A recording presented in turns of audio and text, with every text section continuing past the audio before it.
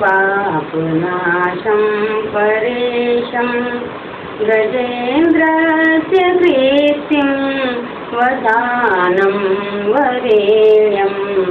जटाजूतमहसे सुरगाङ्गवारिं महादेवमेकं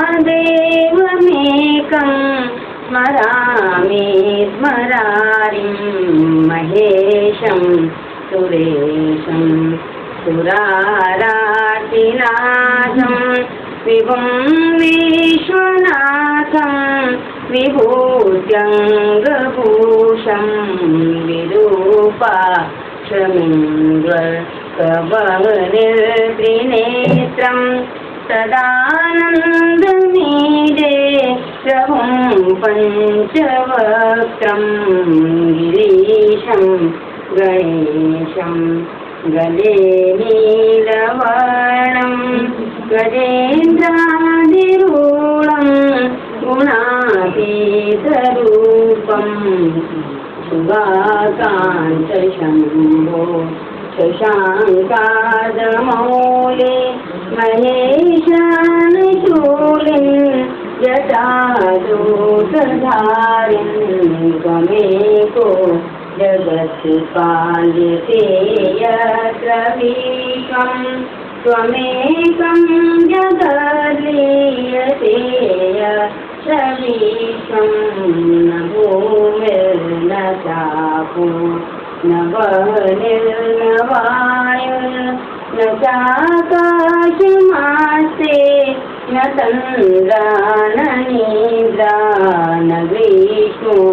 न शीतं न देशो न वेशो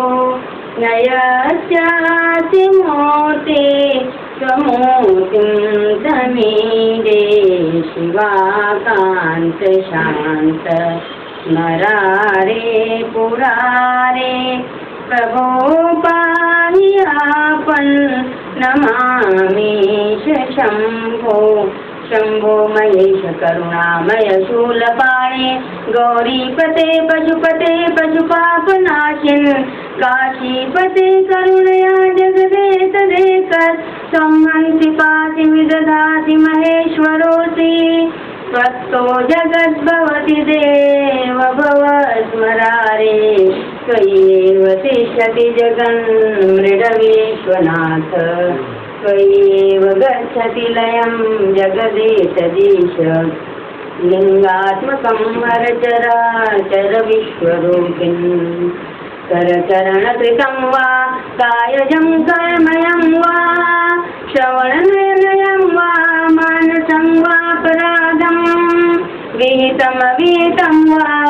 सर्वमेतत्क्षमस्व जय जय करुणाब्धे श्रीमहादेव शम्भो।